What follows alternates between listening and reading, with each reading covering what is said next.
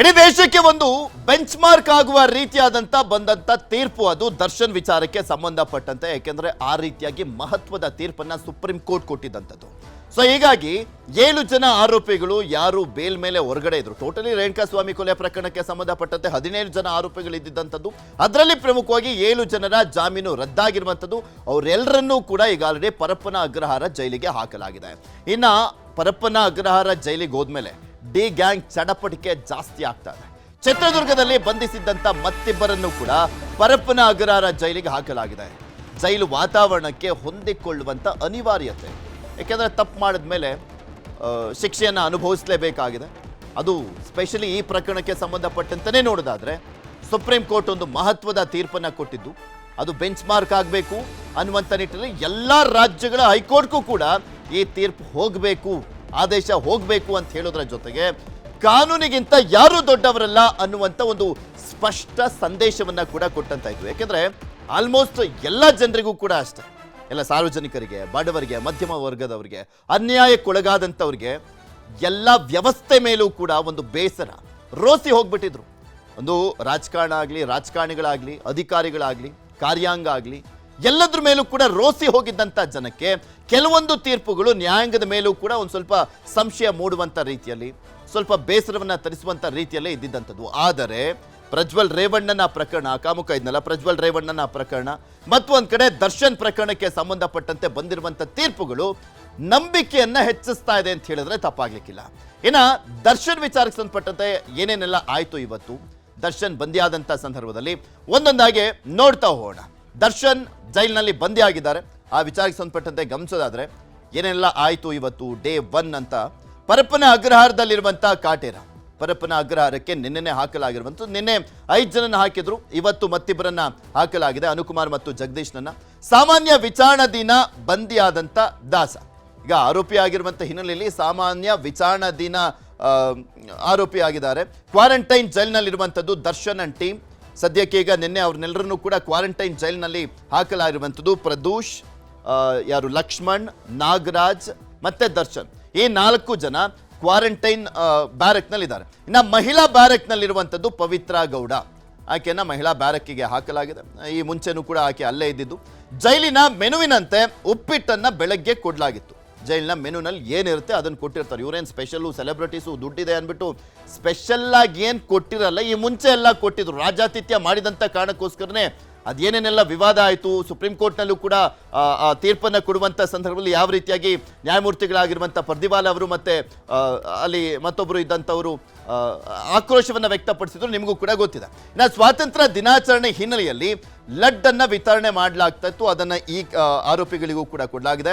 ಮನೆಯವರ ಭೇಟಿಗೆ ಯಾರಿಗೂ ಕೂಡ ಸದ್ಯಕ್ಕೆ ಅವಕಾಶ ಇಲ್ಲ, ಯಾಕೆಂದ್ರೆ ಇವತ್ತು ಬೇರೆ ರಜಾ, ಸ್ವಾತಂತ್ರ್ಯ ದಿನಾಚರಣೆ. ಇನ್ನು ನಾಳೆ ಅವಕಾಶ ಸಿಗುತ್ತಾ ಇಲ್ವೋ ನೋಡಬೇಕು. ಇನ್ನು ಭಾನುವಾರ ಬೇರೆ ರಜೆ ಬೇರೆ ಇರುವಂಥದ್ದು ಭಾನುವಾರ. ಸೊ ಮತ್ತೆ ಸೋಮವಾರ ಒಂದು ಅವಕಾಶ ಸಿಕ್ಕರೂ ಸಿಗಬಹುದೇನೋ. ನಾಳೆ ಅಥವಾ ಸೋಮವಾರ ಭೇಟಿಗೆ ಅವಕಾಶ ಕೊಡುವಂಥ ಸಾಧ್ಯತೆ ಇರುವಂಥದ್ದು. ನೋಡೋಣ ನಾಳೆ ಏನಾದರೂ ಅವಕಾಶ ಸಿಗುತ್ತಾ ಅಥವಾ ಸೋಮವಾರ ಅವಕಾಶ ಕೊಡಲಾಗುತ್ತಾ ಅಂತ. ಇನ್ನು ಚಿತ್ರದುರ್ಗದಲ್ಲಿ ಬಂಧಿಸಿದ್ದಂಥವ್ರನ್ನು ಕೂಡ ಜೈಲಿಗೆ ಶಿಫ್ಟ್ ಮಾಡಲಾಗಿದೆ. ಚಿತ್ರದುರ್ಗದಲ್ಲಿ ಅನುಕುಮಾರ್ ಮತ್ತೆ ಜಗದೀಶ್ ಇದ್ರು, ಅವರನ್ನ ಕರ್ಕೊಂಡ್ಬಂದಿದ್ದು ತಡ ಆಯಿತು. ಸೊ ಹೀಗಾಗಿ ಅವರನ್ನ ಇವತ್ತು ಪರಪ್ಪನ ಅಗ್ರಹಾರ ಜೈಲಿಗೆ ಹಾಕಲಾಗಿದೆ. ಜಗದೀಶ್, ಅನುಕುಮಾರ್ ಕರೆತಂದಂಥ ಅನ್ನಪೂರ್ಣೇಶ್ವರಿ ನಗರ ಪೊಲೀಸರು ಅವರನ್ನೀಗ ಆಲ್ರೆಡಿ ಪರಪ್ಪನ ಅಗ್ರಹಾರ ಜೈಲಿಗೆ ಹಾಕಲಾಗಿದೆ. ಸೊ ಹೀಗಾಗಿ ಎಲ್ಲ 7 ಜನ ಆರೋಪಿಗಳು, ಯಾರ್ದೆಲ್ಲ ಬೇಲ್ ರದ್ದಾಗಿತ್ತಲ್ಲ, ಆ ಎಲ್ಲ 7 ಜನ ಆರೋಪಿಗಳನ್ನ ಕೂಡ ಪರಪ್ಪನ ಅಗ್ರಹಾರ ಜೈಲಿಗೆ ಹಾಕಲಾಗಿದೆ. ಹಾಗಾದ್ರೆ ಮುಂದಿನ ಆಯ್ಕೆಗಳು ಏನು ಅನ್ನುವಂತ ನೋಡ್ತಾ ಹೋಗೋಣ. ದರ್ಶನ್ ಮುಂದೆ ಇರುವಂತ ಆಯ್ಕೆಗಳೇನು ಸದ್ಯಕ್ಕೆ ನೋಡೋ ಪ್ರಕಾರ, ಸುಪ್ರೀಂ ಆದೇಶದ ವಿರುದ್ಧ ಮೇಲ್ಮನವಿಗೆ ಸದ್ಯಕ್ಕಂತೂ ಅವಕಾಶ ಇಲ್ಲ ಅನ್ನುವಂಥದ್ದನ್ನ ತಜ್ಞ ಕಾನೂನು ಅಂದ್ರೆ ವಕೀಲರು ಹೇಳ್ತಾ ಇರುವಂಥದ್ದು, ಕಾನೂನು ತಜ್ಞರು ಹೇಳ್ತಾ ಇದ್ದಾರೆ. ಸದ್ಯಕ್ಕಂತೂ ಹೋಗ್ಲಿಕ್ಕೆ ಆಗೋದಿಲ್ಲ. ಸದ್ಯಕ್ಕೆ ಅಂದ್ರೆ ಎಷ್ಟು ದಿನ, ಎಷ್ಟು ತಿಂಗಳು ಅಂತ ನೋಡೋದಾದ್ರೆ 6 ತಿಂಗಳು. 6 ತಿಂಗಳ ಬಳಿಕ ಜಾಮೀನಿಗೆ ಮತ್ತೊಮ್ಮೆ ಅರ್ಜಿಯನ್ನ ಹಾಕಬಹುದು ಅನ್ನುವಂಥದ್ರ ಬಗ್ಗೆ ಹೇಳ್ತಾ ಇದ್ರು ಅವರು ವಕೀಲರು. ಒಂದು 6 ತಿಂಗಳಂತೂ ಏನು ಮಾಡ್ಲಿಕ್ಕೆ ಆಗೋದಿಲ್ಲ ಅಂತ. ಸುಪ್ರೀಂ ಕೋರ್ಟ್ನ ತ್ರಿಸದಸ್ಯ ಪೀಠದಲ್ಲಿ ಜಾಮೀನಿಗೆ ಅರ್ಜಿಯನ್ನ ಹಾಕಬೇಕು. ಸುಪ್ರೀಂ ಕೋರ್ಟ್ ಅಂದ್ರೆ ಈಗ ದ್ವಿಸದಸ್ಯ ಪೀಠ, ಒಂದು ನ್ಯಾಯಮೂರ್ತಿಗಳಾಗಿರುವಂಥ ಪ್ರತಿಪಾಲ, ಮತ್ತೊಬ್ಬರು ನ್ಯಾಯಾಧೀಶರಾಗಿರುವಂಥ ಮಧುಸೂದನ್ ಅವರು ಏನು ಪೀಠ ಇತ್ತು ದ್ವಿಸದಸ್ಯ ಪೀಠ, ನೆಕ್ಸ್ಟ್ ಹಾಕಬೇಕು ಅಂದರೆ ತ್ರಿಸದಸ್ಯ ಪೀಠಕ್ಕೆ ಹೋಗಬೇಕು ಇವರಿಗೆ ಜಾಮೀನು ಮತ್ತೆ ಅಪೀಲ್ ಮಾಡಬೇಕು ಅಂದರೆ ಅಂತ. ಸುಪ್ರೀಂ ಕೋರ್ಟ್ನ ತ್ರಿಸದಸ್ಯ ಪೀಠದಲ್ಲಿ ಜಾಮೀನಿಗೆ ಅರ್ಜಿಯನ್ನ ಹಾಕಬೇಕಾಗಿದೆ. ಇನ್ನು ವಿಚಾರಣೆಗೆ ಸಾಕಷ್ಟು ಸಮಯ ಹಿಡಿಯುವಂತ ಸಾಧ್ಯತೆ ಅಂತೂ ಇದ್ದೇ ಇದೆ. ಇವರೇನಾದ್ರೂ ಮತ್ತೆ ಮೇಲ್ಮನವಿಯನ್ನ ಸಲ್ಲಿಸೋದಾದ್ರೆ ಮತ್ತೆ ಅನಾರೋಗ್ಯ ಕಾರಣ ನೀಡಿ ಮಧ್ಯಂತರ ಬೇಲ್ಗೆ ಅವಕಾಶ ಇರುವಂಥದ್ದು. ಯಾವುದು ನೆಕ್ಸ್ಟ್ ಏನಾದರೂ ಇಮಿಡಿಯೇಟ್ ಆಗಿ ಅವ್ರಿಗೆ ಏನಾದರೂ ಬೇಲ್ ಕೊಡಬಹುದಾದಂಥ ಒಂದೇ ಒಂದು ಚಾನ್ಸಸ್ ಸದ್ಯಕ್ಕಿರುವಂಥದ್ದು 6 ತಿಂಗಳ ಒಳಗಾಗಿ ಅಂದರೆ ಅದು ಹೆಲ್ತ್ ಗ್ರೌಂಡ್ಸ್ ಆಧಾರದಲ್ಲಿ, ಅದು ಕೂಡ ಪಕ್ಕಾ ಇರಬೇಕು. ಹೋದ್ಸಲಿ ಹೆಲ್ತ್ ಗ್ರೌಂಡ್ಸ್ ಆಧಾರದಲ್ಲಿ ಸಿ ವಿ ನಾಗೇಶ್ ಅವರು ವಾದವನ್ನು ಮಾಡುವಂಥ ಸಂದರ್ಭದಲ್ಲಿ ಸ್ಟ್ರೋಕ್ ಆಗಿಬಿಡುತ್ತೆ, ಅಂದರೆ ದರ್ಶನ್ಗೆ ಲಕ್ವನ್ನೇ ಹೊಡೆದು ಬಿಡುತ್ತೆ, ನೆಕ್ಸ್ಟ್ ಅವ್ರಿಗೆ ಆಪರೇಷನ್ ಅನ್ನ ಮಾಡಿಸಲೇಬೇಕು ಅಂತೆಲ್ಲ ವಾದವನ್ನು ಮಾಡಿದ್ರು.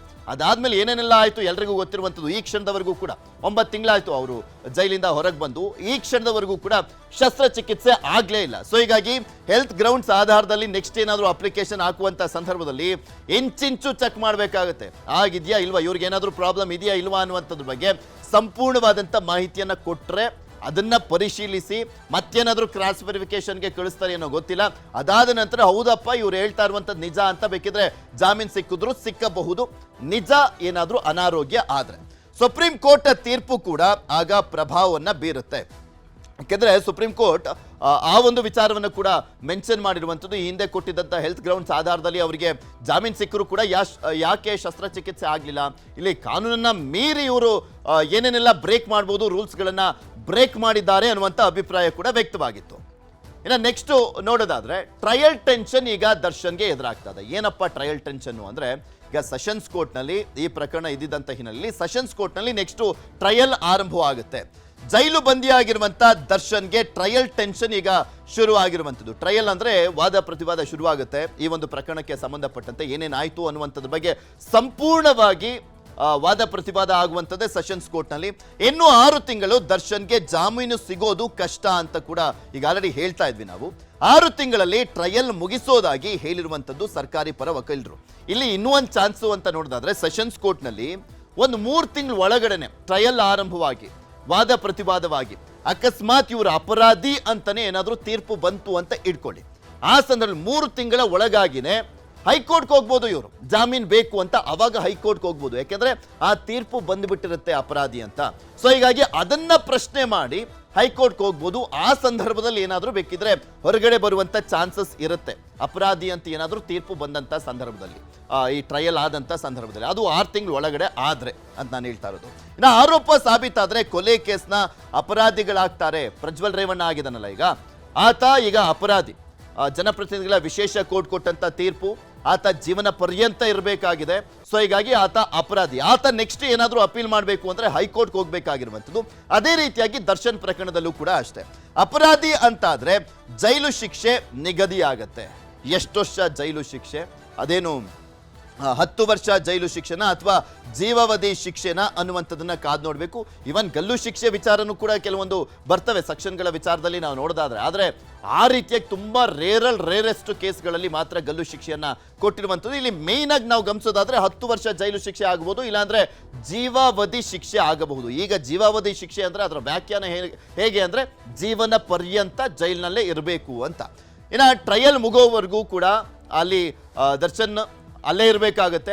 ಅಕಸ್ಮಾತ್ ಟ್ರಯಲ್ನಲ್ಲಿ ಬೇಗ ಆಗಿ ವಾದ ಪ್ರತಿವಾದ ಏನಾದರೂ ಆದಂಥ ಸಂದರ್ಭದಲ್ಲಿ ಅಪರಾಧಿ ಅಂತ ಆದರೆ ಮಾತ್ರನೇ ಬೇಗ ಹೈಕೋರ್ಟ್ಗೆ ಹೋಗಿ ಅಲ್ಲಿ ಏನಾದರೂ ಆ ಒಂದು ತೀರ್ಪನ್ನು ಹೋಲ್ಡ್ ಮಾಡಿ ಬೇಕಿದ್ರೆ ಇವರಿಗೆ ಜಾಮೀನು ಸಿಕ್ಕರೂ ಸಿಗಬಹುದು. ಅಲ್ಲಿವರೆಗೂ ಅಂತೂ ಏನು ಮಾಡ್ಲಿಕ್ಕೆ ಆಗೋದಿಲ್ಲ. ಸದ್ಯಕ್ಕೆ 6 ತಿಂಗಳವರೆಗೂ ಜೈಲಿನಲ್ಲೇ ಕೊಳಿಬೇಕಾದಂಥ ಪರಿಸ್ಥಿತಿ ದರ್ಶನ್ ಅಂಡ್ ಗ್ಯಾಂಗಿಗೆ. ಇನ್ನು ನಮ್ಮ ಪ್ರತಿನಿಧಿ ಮೈಸೂರಿನ ಪ್ರತಿನಿಧಿ ಆಗಿರುವಂಥ ಆನಂದ್, ಇವರು ಮುಂಚೆ ಅಂದರೆ ಈ ಒಂದು ಪ್ರಕರಣಕ್ಕೆ ಸಂಬಂಧಪಟ್ಟಂತೆ ಏನೇನೆಲ್ಲ ಆಯಿತು ಅಂತ ಕೆಲವು ಆಫೀಸರ್ಸ್ಗಳು ಮಾತನಾಡಿದ್ದಾರೆ. ACP ಅವರು ಮಾತನಾಡಿದ್ದಾರೆ. ಈ ಪ್ರಕರಣದಲ್ಲಿ ಏನಾಯಿತು, ಏನು ಎಡವಟ್ಟನ್ನು ಮಾಡಿಕೊಂಡ್ರು, ಅವ್ರು ಏನು ಮಾತನಾಡಿದ್ದಾರೆ ನೋಡೋಣ. ಚಿತ್ರದುರ್ಗದ ರೇಣುಕಾಸ್ವಾಮಿಯ ಕೊಲೆ ಆರೋಪಿ ನಟ ದರ್ಶನ್ ಅವರಿಗೆ ಸುಪ್ರೀಂ ಕೋರ್ಟ್ ಬೇಲ್ ಅನ್ನ ಕ್ಯಾನ್ಸಲ್ ಮಾಡಿರುವಂತದ್ದು. ಸದ್ಯ ಬಗ್ಗೆ ಮಾತನಾಡಲಿಕ್ಕೆ ನಿವೃತ್ತ ACP ಆದಂತಹ ಮೋಹನ್ ಕುಮಾರ್ ಸರ್ ನನ್ನ ಜೊತೆ ನಾನು ಮಾತಾಡ್ತಾ ಹೋಗ್ತೀನಿ. ಸರ್, ತಾವು ಕೂಡ ಸಾಕಷ್ಟು ಇಂಥ ಪ್ರಕರಣಗಳನ್ನ ನೋಡಿದ್ದೀವಿ ಸರ್. ಯಾವೆಲ್ಲ ಅಂಶಗಳು ದರ್ಶನ್ ಅವ್ರಿಗೆ ಬೇಲ್ ಕ್ಯಾನ್ಸಲ್ ಆಗ್ಲಿಕ್ಕೆ ಕಾರಣ? ಸ್ವತಃ ಅವರು ಮಾಡ್ಕೊಂಡಿಂತಹ ಒಂದಷ್ಟು ಕೃತ್ಯಗಳೇ ಕಾರಣ ಅಂತ ತಮ್ಗೆ ಅನ್ಸುತ್ತೆ ಸರ್? ಹೌದು, ಅವ್ರು ಮಾಡ್ಕೊಂಡಿರೋ ಕೃತ್ಯ ಅನ್ನೋದು ಜೊತೆಗೆ ತನಿಖೆಯಲ್ಲಿ ಅವರು ಕೊಲೆಯನ್ನು ಮಾಡಿದ್ದಾರೆ ಅನ್ನೋಕ್ಕೆ ಸಾಕಷ್ಟು ಪೂರಕ ಸಾಕ್ಷ್ಯಗಳನ್ನು ಉಚ್ಚ ನ್ಯಾಯಾಲಯ ಪರಿಗಣಿಸಿಲ್ಲ ಅಂತೇಳಿ ನಮ್ಮ ಸರ್ವೋಚ್ಚ ನ್ಯಾಯಾಲಯ ಅದ್ರ ಬಗ್ಗೆ ಒಂದು ಎಲ್ಲ ಅಂಶಗಳನ್ನು ಕೂಡ ನ್ಯಾಯಾಲಯದ ತೀರ್ಪಿನಲ್ಲಿ ಹೇಳಿದೆ. ಜೊತೆಗೆ ಅವರು ಕೆಲವೊಂದು ಅಂಶಗಳನ್ನ ಏನೋ ಅವರು ಎಡವಟ್ಟು ಮಾಡಿಕೊಂಡ್ರು ಬೇಲ್ ತೊಗೋಬೇಕಾದಂಥ ಸಂದರ್ಭದಲ್ಲಿ ಅವ್ರು ಮಾಡ್ಕೊಂಡಂಥ ಕೆಲವೊಂದು ತಪ್ಪುಗಳು ಕೂಡ ಬೇಲ್ ಕ್ಯಾನ್ಸಲ್ ಕಾರಣ. ಅದಕ್ಕಿಂತ ನಾನು ಅದನ್ನು ಹೆಚ್ಚಿಗೆ ಆದ್ಯತೆ ಕೊಡಲ್ಲ. ಅದು ಅವ್ರ ವೈಯಕ್ತಿಕ ವಿಚಾರ ಆದರೂ ಕೂಡ ಅವರು ನ್ಯಾಯಾಲಯಕ್ಕೂ ಕೂಡ ಒಂದು ರೀತಿ ಮೋಸ ಮಾಡಿದ್ದಾರೆ ಅನ್ನೋ ಒಂದು ಭಾವನೆಗಳನ್ನು ಕೂಡ ಬರುತ್ತೆ ಯಾರಿಗೇ ಆದರೂ ಕೂಡ. ಜನಗಳಿಗೆ, ಸಾಮಾನ್ಯ ಜನಕ್ಕೂ ಕೂಡ ದರ್ಶನ್ ಅವರು ಯಾವ ರೀತಿ ಒಂದು ನಡವಳಿಕೆಗಳನ್ನ ಜೈಲಿಂದ ಬರಬೇಕಾದ್ರೆ ಮಾಡ್ಕೊಂಡಿದ್ದಾರೆ ಅನ್ನೋದು ಕೂಡ ಎಲ್ಲ ಸಾಮಾನ್ಯ ಜನರು ಕೂಡ ಅದನ್ನು ಗಮನಿಸಿದ್ದಾರೆ. ಈ ಗಮನಿಸಿದ ಆಧಾರದ ಮೇಲೆ ಅದನ್ನು ಕೂಡ ನಮ್ಮ ಸರ್ವೋಚ್ಚ ನ್ಯಾಯಾಲಯದ ಸರ್ಕಾರಿ ಅಭಿಯೋಜಕರು ಏನಾಗಿದ್ದಾರೆ ಸರ್ವೋಚ್ಚ ನ್ಯಾಯಾಲಯದಲ್ಲಿ ಅದನ್ನೆಲ್ಲ ಕೂಡ ನ್ಯಾಯಾಲಯದ ಗಮನಕ್ಕೆ ತಂದಿದ್ದಾರೆ.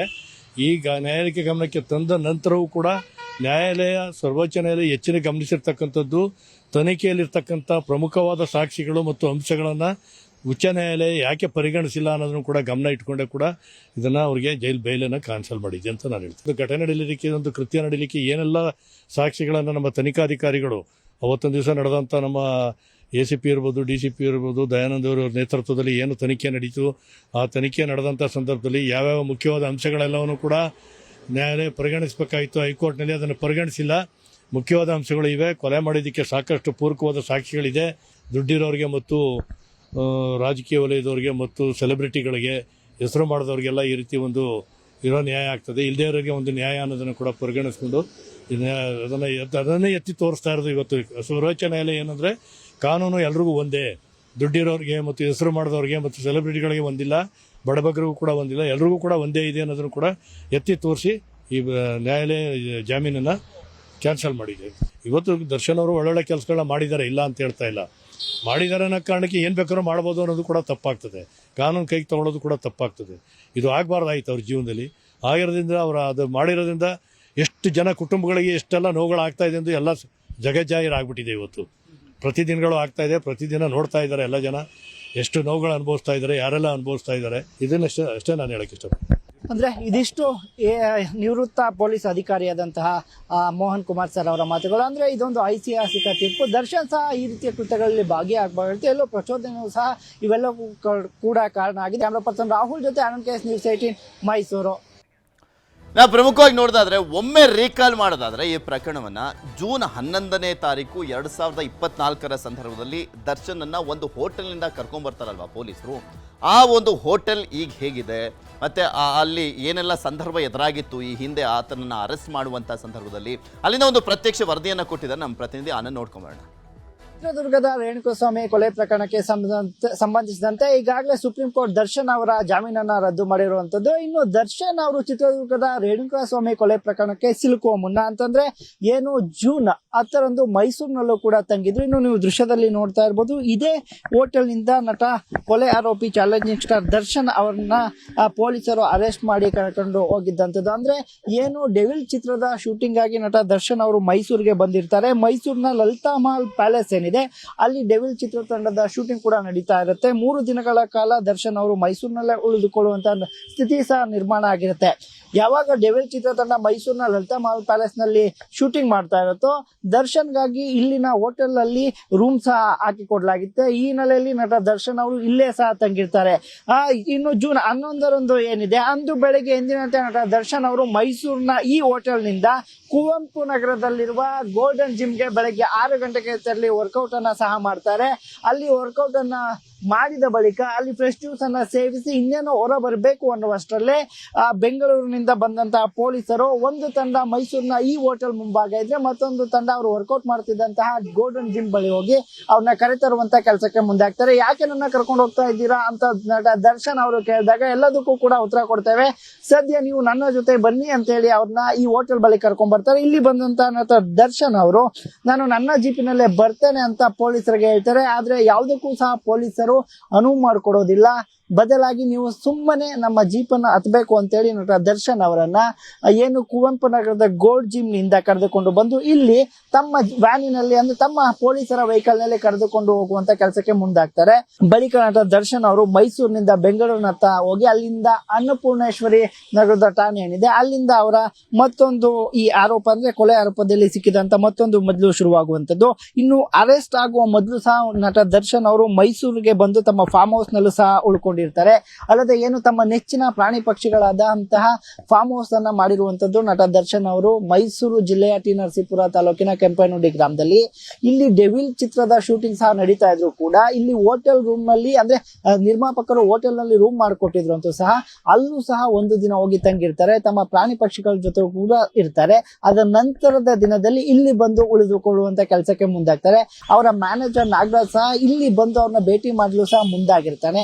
ಬಳಿಕ ಏನು ನಟ ದರ್ಶನ್ ಅವ್ರನ್ನ ಯಾವಾಗ ಪೊಲೀಸರು ಮೈಸೂರಿನಲ್ಲಿ ಅರೆಸ್ಟ್ ಮಾಡ್ತಾರೋ ಬಳಿಕ ಸಂಪೂರ್ಣ ಚಿತ್ರಣವೇ ಬದಲಾಗಿ ಅವ್ರನ್ನ ಬೆಂಗಳೂರಿಗೆ ಕರೆದುಕೊಂಡು ಹೋಗುವಂತಹ ಕೆಲಸ ಆಗುತ್ತೆ. ಎಸ್ಪೆಷಲಿ ಮೈಸೂರಿನ ರಾಡಿಸನ್ ಬ್ಲೂ ಅಲ್ಲಿ ಡೆವಿಲ್ ಚಿತ್ರದ ಶೂಟಿಂಗ್ ಆಗಿ ಇಲ್ಲಿ ಉಳಿದುಕೊಂಡಿದ್ದಂತಹ ಸಂದರ್ಭದಲ್ಲಿ ಗೋಲ್ಡ್ ಜಿಮ್ ಇಂದ ದರ್ಶನ್ ಅವ್ರನ್ನ ಕರೆದುಕೊಂಡು ಬಂದು ಇಲ್ಲಿ ಮೈಸೂರಿನ ಅಂದ್ರೆ ಇಲ್ಲಿ ಏನು ರಾಡಿಸನ್ ಬ್ಲೂ ಹೋಟೆಲ್ ನಲ್ಲಿ ಇದ್ದಂತ ಮತ್ತೊಂದು ಪೊಲೀಸರ ತಂಡ ಏನಿದೆ ಇಲ್ಲಿ ತಮ್ಮ ಜೀಪಿನಲ್ಲಿ ಹತ್ತಿಸ್ಕೊಂಡು ಬೆಂಗಳೂರಿಗೆ ಕರೆದುಕೊಂಡು ಹೋಗುವಂತದ್ದು.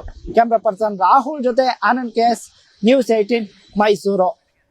ರೇಣುಕಾಸ್ವಾಮಿ ಕೊಲೆ ಪ್ರಕರಣದಲ್ಲಿ ಮತ್ತೊಂದು ಜಾಗವನ್ನ ರೀಕಾಲ್ ಮಾಡೋದಾದ್ರೆ ಈ ಜಾಗವನ್ನಂತೂ ಮರೀಲಿಕ್ಕೆ ಸಾಧ್ಯನೇ ಇಲ್ಲ. ಪಟ್ಟಣಗೆರೆ ಶೆಡ್. ಈ ಪಟ್ಟಣಗೆರೆ ಶೆಡ್ ನಲ್ಲೇ ರೇಣುಕಾಸ್ವಾಮಿಯನ್ನ ಕೊಲೆ ಮಾಡಲಾಗಿದ್ದು. ಆ ಒಂದು ಶೆಡ್ ಈಗ ಹೇಗಿದೆ ಅನ್ನುವಂಥದ್ರ ಬಗ್ಗೆ ಒಂದು ಪ್ರತ್ಯಕ್ಷ ವರದಿಯನ್ನು ನಿಮ್ಮ ಮುಂದೆ ಹೇಳ್ತಾ ಇದ್ದೀನಿ.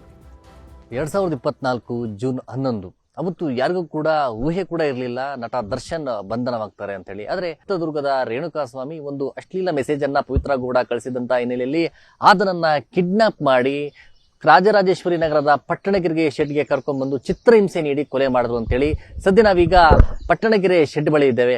ಈ ಒಂದು ಚಿತ್ರಣವನ್ನ ತೋರಿಸ್ತಾ ಇರುವಂತಹ ಒಂದು ಹಿನ್ನೆಲೆ ಅಂತ ನೋಡೋದಾದ್ರೆ ನಿನ್ನೆ ಅವರು 2ನೇ ಬಾರಿ ಮತ್ತೆ ಜೈಲಿಗೆ ಸೇರುವಂತದ್ದು. ಸುಪ್ರೀಂ ಕೋರ್ಟ್ ಹೈಕೋರ್ಟ್ ಜಾಮೀನನ್ನ ರದ್ದು ಮಾಡಿ ಇರುವಂತದ್ದು. ಈ ಮೂಲಕವಾಗಿ ಮತ್ತೆ ಈಗ ಅವರು ಜೈಲು ಪಾಲಾಗಿದ್ದಾರೆ. ಆದ್ರೆ ಈ ಒಂದು ಶೆಡ್ ಅನ್ನ ನಾವು ಹೇಳುವಂತದ್ದಾದ್ರೆ ಅವತ್ತಿನ ದಿನ ಏನಾಯ್ತು ಅಂತ ನಾವು ವಿವರಣೆಯನ್ನ ಕೊಡ್ತೀರಿ. ಈ ಪಟ್ಟಣಗೆರೆ ಶೆಡ್ ಅನ್ನ ಏನ್ ನೋಡ್ತಾ ಇದ್ದೀರಿ, ಅವತ್ತಿನ ದಿನ ಅಂದ್ರೆ 8ನೇ ತಾರೀಕು 2024 ಜೂನ್ 8ನೇ ತಾರೀಕು ರೇಣುಕಾಸ್ವಾಮಿಯನ್ನ ಚಿತ್ರದುರ್ಗದಿಂದ ಕಿಡ್ನಾಪ್ ಮಾಡ್ಕೊಂಡು ಬಂದಂತಹ ಆರೋಪಿಗಳು ಇದೇ ಮಾರ್ಗವಾಗಿ ಅಂದ್ರೆ ಆರ್ ನಗರದಿಂದ ಬಂದು ನೇರವಾಗಿ ಇನ್ನು ಈ ಒಂದು ಮಾರ್ಗದ ಅಲ್ಲಿ ಕಾರ್ ನಿಂತಿದೆ ಅದೇ ಮಾರ್ಗವಾಗಿ ಈ ಬಸ್ಗಳು ನಿಂತಿರುವಂತಹ ಒಂದು ಮಾರ್ಗದ ಒಳಗಡೆ ಇಲ್ಲಿ ಬರ್ತಾರೆ. ಆ ಬಳಿಕ ಇಲ್ಲಿ ಬಂದಂತಹ ಸಂದರ್ಭದಲ್ಲಿ ಇದೇ ಒಂದು ಗೇಟ್ ನಲ್ಲಿರುವಂತಹ ಗೇಟ್ ಕಾಣಿಸ್ತಾ ಇದೆ. ಆ ಗೇಟ್ ಬಳಿಗೆ ಒಂದು ಸೆಕ್ಯೂರಿಟಿ ಗಾರ್ಡ್ ಇಲ್ಲಿ ಇರ್ತಾರೆ. ಆ ಸೆಕ್ಯೂರಿಟಿ ಗಾರ್ಡ್ ಇಬ್ಬರು ಕೂಡ ಐ ವಿಟ್ನೆಸ್. ಯಾಕಂದ್ರೆ ದರ್ಶನ್ ಸೇರಿದಂತೆ ಉಳಿದ ಆರೋಪಿಗಳು ಒಳಗಡೆ ರೇಣುಕಾಸ್ವಾಮಿಯನ್ನ ಕರ್ಕೊಂಡು ಹೋದ್ರು. ದರ್ಶನ್ ಒಳಗಡೆ ಇದ್ದಾರೆ, ಅದಕ್ಕೆ ಐ ವಿಟ್ನೆಸ್ ಅದೇ ಸೆಕ್ಯೂರಿಟಿ ಗಾರ್ಡ್ಗಳು. ಮತ್ತೆ ಈಗ ಏನ್ ನೋಡ್ತಾ ಇದ್ದೀರಿ ಶೆಡ್ ಒಳಗಡೆ ತುಂಬಾ ವಿಸ್ತೀರ್ಣವಾದಂತಹ ಜಾಗ. ಇಲ್ಲಿ ಸೀಸಿಂಗ್ ಗಾಡಿಗಳನ್ನ ನಿಲ್ಲಿಸಲಾಗುತ್ತೆ. ಈ ಒಳಗಡೆ ಅಲ್ಲಿ ವೈಟ್ ಹೌಸ್ ಕಾಣಿಸ್ತಾ ಇದೆ ಬಿಲ್ಡಿಂಗು.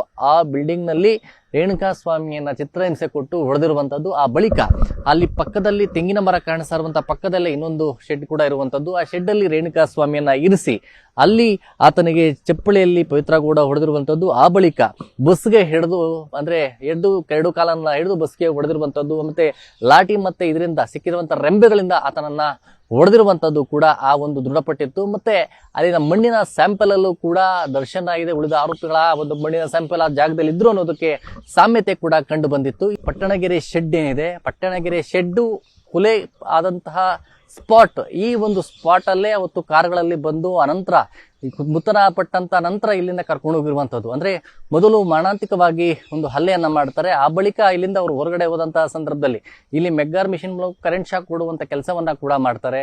ಲಾಠಿಯ ಸಿಕ್ಕಂತ ದೊಣ್ಣೆಗಳಿಂದ ಕೂಡ ಹೊಡೆಯುವಂಥದ್ದು, 2 ಕಾಲುಗಳನ್ನು ಹಿಡಿದು ಬತ್ತಂತೇಳಿ ಅಜರಕ್ಕೆ ಹೊಡೆಯುವಂಥದ್ದು. ತುಂಬಾ ಕ್ರೂರವಾಗಿ ಚಿತ್ರಹಿಂಸೆಯನ್ನ ಕೊಟ್ಟು ಆತನನ್ನ ರೇಣುಕಾಸ್ವಾಮಿಯನ್ನ ಕೊಲೆ ಮಾಡಿರುವಂತದ್ದು. ಆ ಫೋಟೋಗಳು ನ್ಯೂಸ್ 18 ಕೂಡ ಅವತ್ತಿನ ದಿನ ಎಕ್ಸ್ಕ್ಲೂಸಿವ್ ಆಗಿ ಒಂದು ಫೋಟೋಸ್ ಕೂಡ ಲಭ್ಯ ಆಗಿತ್ತು. ಆ ಫೋಟೋಸ್ ಅನ್ನು ನೋಡಿದ್ರೆ ಗೊತ್ತಾಗುತ್ತೆ. ಜೊತೆಯಲ್ಲಿ ರಿಟ್ರೀವ್ ಮಾಡಿದಂತ ಕೆಲ ಫೋಟೋಗಳಲ್ಲಿ ರೇಣುಕಾಸ್ವಾಮಿ ಕೇಳ್ಕೊಳ್ಳುವಂತ ಒಂದು ಲಾರಿಯ ಮುಂದೆ ನಿಂತು ಫೋಟೋ ಕೂಡ ಅದನ್ನ ಕೂಡ ವೈರಲ್ ಆಗಿತ್ತು. ಈ ಕೇಸ್ಗೆ ಸಂಬಂಧಪಟ್ಟಂತೆ ಮೂಲ ಅಂದ್ರೆ ಈ ಪ್ರಕರಣದ ಸಂಪೂರ್ಣವಾದಂತಹ ಮೂಲ ಅಂದ್ರೆ ಈ ಒಂದು ಪಟ್ಟಣಗೆರೆ ಶೆಡ್. ಈ ಪಟ್ಟಣಗೆರೆ ಶೆಡ್ ಕಿಡ್ನಾಪ್ ಮಾಡ್ಕೊಂಡ್ ಬಂದು ಇಲ್ಲಿ ಆತನನ್ನ ಇರಿಸಿ ಅವತ್ತು ರಾತ್ರಿ ಹೊಡೆಯುವಂತದ್ದು. ಅನಂತರ ಮುಂಜಾನೆ ತೆಗೆದುಕೊಂಡು ಹೋಗಿ ಬಾಡಿಯನ್ನ ಸುಮನಳ್ಳಿಯ ಒಂದು ರಾಜಕಾಲುವೆ ಬಳಿ ಬಿಸಾಡುವಂಥದ್ದು. ಆದ್ರೆ ಇಡೀ ಒಂದು ಅವರ ಒಂದು ಪ್ಲಾನ್ ಆಗುವಂಥದ್ದು, ಶೆಡ್ಗೆ ಕರ್ಕೊಂಡ್ಬಂದು ಶೆಡ್ಡಲ್ಲಿ ಹೊಡೆದು ಮಾರಣಾಂತಿಕವಾಗಿ ಹಲ್ಲೆ ಮಾಡಿ ಎಲ್ಲರೂ ಕೂಡ ಆರೋಪಿಗಳು ಸೇರುವಂತ ಜಾಗ ಇದೇ ಒಂದು ಪಟ್ಟಣಗೆರೆ ಶೆಡ್ ಆಗಿರುವಂಥದ್ದು. ಸದ್ಯ ಈಗ ಈ ಪಟ್ಟಣಗೆರೆ ಶೆಡ್ ಮೊದಲು ಪೊಲೀಸರ ಸುಪರ್ದಲ್ಲಿತ್ತು, ಇದೆಲ್ಲ ಸೀಸ್ ಮಾಡಲಾಗಿತ್ತು. ಈಗ ಮಾಲೀಕರು ಎಂದಿನಂತೆ ಈ ಒಂದು ಕೆಲಸ ಕಾರ್ಯಗಳನ್ನ ಇಲ್ಲಿ ಮಾಡ್ಕೊಳ್ತಾ ಇದ್ದಾರೆ. ಎಲ್ಲ ವೆಹಿಕಲ್ ಸೀಸಿಂಗ್ ಗಾಡಿಗಳನ್ನ ಇಲ್ಲಿ ನಿಲ್ಸ್ಕೊಳ್ಳಕ್ಕೆ ಎಲ್ಲ ಪ್ರಿಪರೇಷನ್ಸ್ ಅನ್ನ ಮಾಡ್ಕೊಂಡಿರೋದು. ಈಗ ಬೇರೆ ಯಾರಿಗೂ ಕೂಡ ಫಿಲ್ಮ್ ಶೂಟಿಂಗ್ ಇಲ್ಲಿ ಕೊಡ್ತಾ ಇಲ್ಲ ಅಂತ ಹೇಳಲಾಗ್ತಾ ಇದೆ. ಕ್ಯಾಮರಾ ಪರ್ಸನ್ ಯೋಗೇಶ್ವರ್ ಜೊತೆ ಗಂಗಾಧರ್ ಭಕ್ತ, ನ್ಯೂಸ್ 18 ಬೆಂಗಳೂರು.